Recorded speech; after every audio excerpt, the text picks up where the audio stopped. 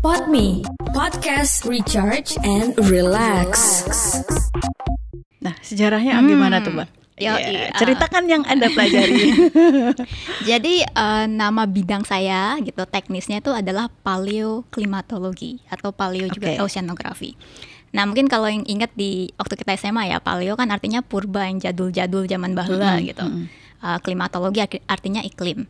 Jadi saya itu mempelajari iklim di masa lalu. Tapi sih nggak zaman dinosaurus juga. Saya lebih tertarik iklim 100 tahun yang lalu, 200 tahun yang lalu. Kenapa kadang kita nggak punya datanya, Mbak? Karena caveman didn't do it gitu. Kita nggak punya manusia gua yang 100 tahun lalu ngitungin mencatat suhu ya, data gitu ya. Iya, terus satelit kan baru ada tahun 80-an. Ya, betul. Padahal kalau mau bicara iklim tuh minimal kita harus punya data 50 tahun ke atas. Terus gimana? Bisa kayak orang perubahan iklim kayak saya membuktikan perubahan bumi ini. Nah, caranya bertanya pada alam. Tanyalah pada pohon, tanyalah pada sedimen, terumbu karang. Kepo kan? Oke. Seru nih kayaknya. Tapi jangan klinik ya. Yang dengerin jangan berpikir ini klinik ya. Oke, boleh dijelaskan? Jadi metodenya, terus kemudian maksudnya istilahnya nanyanya gimana sih? Jawabnya gimana juga gitu.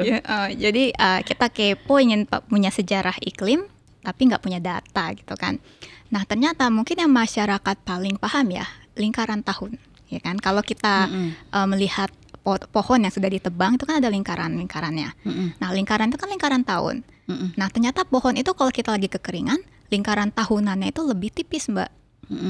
Anggaplah dia lagi susah lah ya, jadi tumbuhnya nggak bisa banyak gitu. Tapi kalau lagi misalnya cukup airnya, dia bisa lingkaran tahunnya lebih tebal.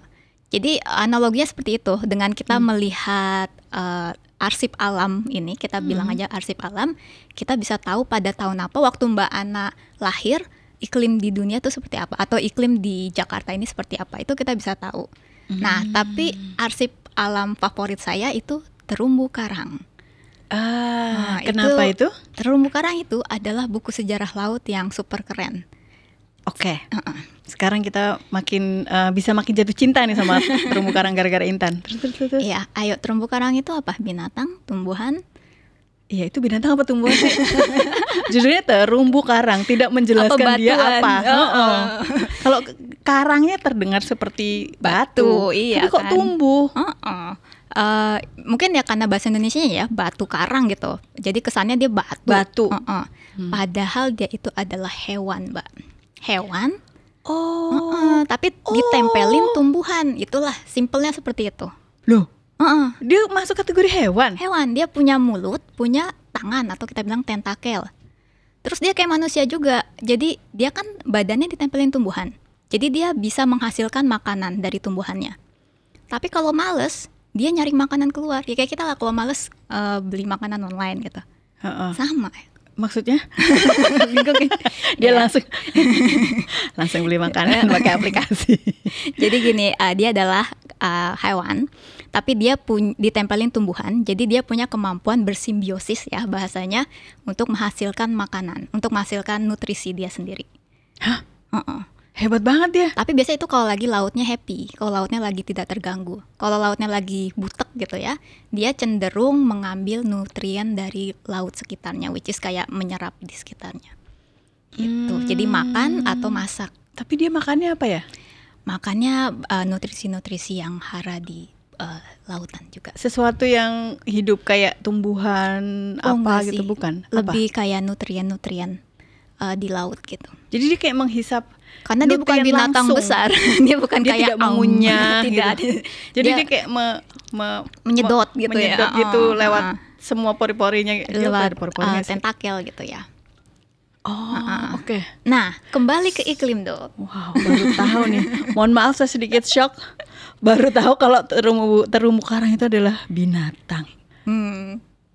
Tapi kok dia bisa berjuta-juta tahun ya, bertahun-tahun? Oh iya, nah itu dia terumbu karang yang makin tua saya makin senang, makin tua makin jadi. Jadi gini, kalau itu kan terumbu karangnya secara biologi ya. Terus orang iklim kayak saya ngapain dengan terumbu karang itu kan, ya kan? Nah, jadi si terumbu karang ini tumbuhnya dia bikin layer-layer lapisan kayak kalsium, kayak tulang gitu loh Mbak. Kayak tulang, kayak gigi kita. Jadi layer. Bayangkan dari mulai kecil di bawah dia jadi lapisan-lapisan terus naik jadi ke atas. Nah, lapisan ini kalau saya bawa ke X-ray gitu ya, ke dokter, itu ada lapisan tahunannya seperti si pohon. Nah, lalu saya ekstraksi tuh apa informasi geokimianya gitu ya. Di situ saya bisa tahu pada bulan Mbak Ana lahir temperatur di laut itu berapa derajat Celcius. Wah, keren. Sedetail terumbu itu. karang. Iya, jadi Terumbu karang, I love you. Keren kan? Jadi kalau saya tuh ngeliat terumbu karang itu wah cinta pertama saya lah ya secara keilmuan, karena saya ngeliat terumbu karang tuh selain indah dia pintar. Jadi it's like beauty and brain.